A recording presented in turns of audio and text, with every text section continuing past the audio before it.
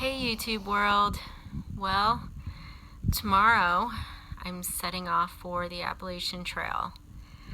I thought that I would just post some last thoughts the day before I head out.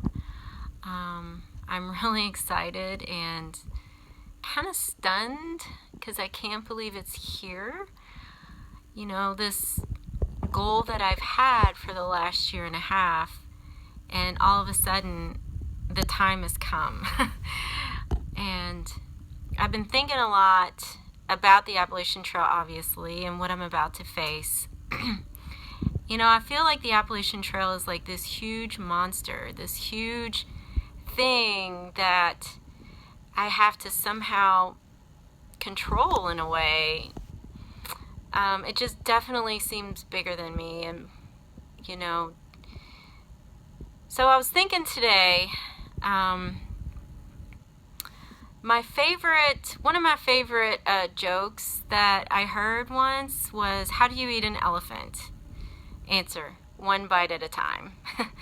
So I'm going to take the Appalachian Trail one step at a time, 1 mile at a time, just one day at a time.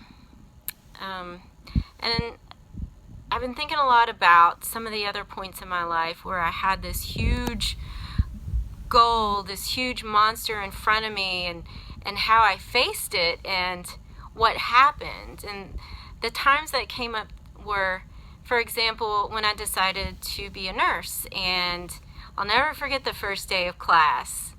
It just seemed so far in the future that I would ever become a nurse.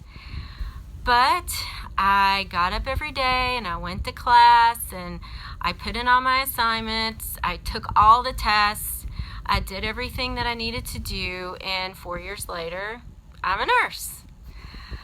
Then deciding to go back to school to get my master's degree. Filling out the paperwork to do the GRE, doing the GRE, filling the paperwork for nursing to get into my master's program, getting accepted. The first day that I walked into class, it just seemed like I would never become a nurse practitioner. It seemed like it was so far in the future and it would never happen. And again, I just woke up every morning, went to class, I did my assignments, handed them in, did everything I needed to do, and before I know it, I'm a nurse practitioner. The third thing that I thought of is deciding to travel, because I've been traveling as a nurse practitioner for the past 2 years. And I mean, it was terrifying leaving friends and family, your home. I mean, there was just so much that I had to do in order to make this dream a reality. And I did it and absolutely love it. I just love my life. I love my career. I love what I do. And I'm just so grateful. I'm very, very fortunate. The final thing that I thought of was walking into detox.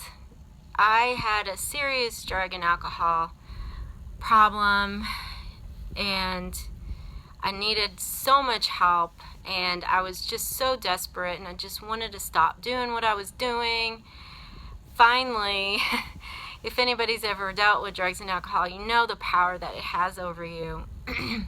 And it just seemed like I was never ever going to be free of this demon that was torturing me.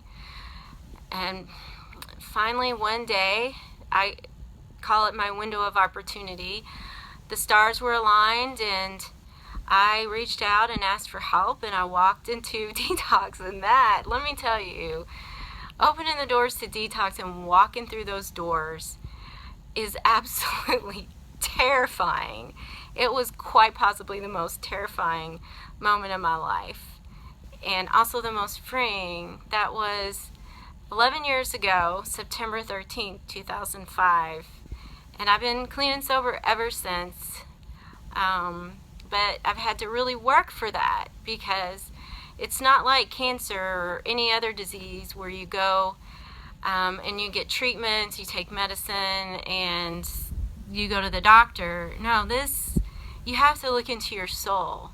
You have to really look at yourself, Most addicts and alcoholics have a ton of shame, and it's hard to face that shame and to look at it in the eye and to walk through it and to walk through the pain. And I did it. And it's been 11 years. It's so hard to believe. So tomorrow I'm getting in a car with my brother and my sister-in-law, and we are driving to Amicalola State Falls Park. Saturday morning, I'm going to wake up, I'm going to pack my pack, I'm going to sign in, I'm going to weigh my pack, and I'm going to set my foot on the Appalachian Trail for the first time. And I'm going to eat that elephant bite by bite, step by step, moment by moment. I'm going to accept the suck, the rain, the bugs, the snow, the cold, the heat. I'm going to do all that to the best of my ability, hopefully not get hurt, and just, if everything goes well, if I don't get hurt, I'm going to climb Mount Katahdin. I'm going to kiss that sign. So, I guess that's all I've got. Just wanted to put through some last thoughts. Had a little bit of a disaster today. My cat, who is my heart, I had everything planned out. She was going to stay with my friend, and that didn't work out. So the very last minute, I'm scrambling, trying to find somebody to watch my cat. I think I might have found somebody. I don't know yet. I'm still really nervous about it.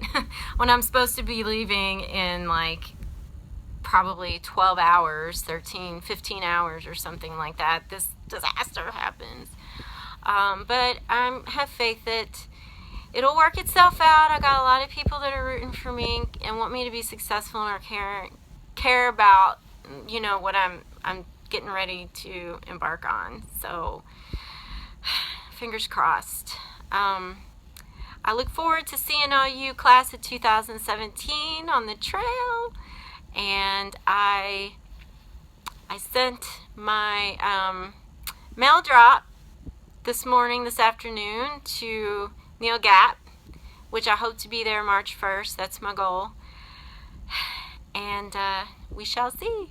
So I will see you on the trail.